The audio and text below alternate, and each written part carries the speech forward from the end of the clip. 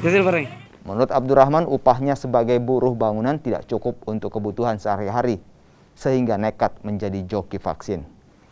Abdurrahman bahkan pernah menerima 3 suntikan vaksin dalam 1 hari karena permintaan dari pengguna jasanya. Menurut Abdurrahman, ia hanya merasa ngilu di bagian tangan usai menerima 3 suntikan vaksin dalam 1 hari. Abdurrahman juga bercerita sebelum dan sesudah vaksin, dirinya hanya mengkonsumsi air kelapa. Enggak, minta maaf, siapa tahu ada dari komandan kali. Iya. Oh, jadi berapa kali vaksin? Ya, 14. Sejujurnya ya 17 kali.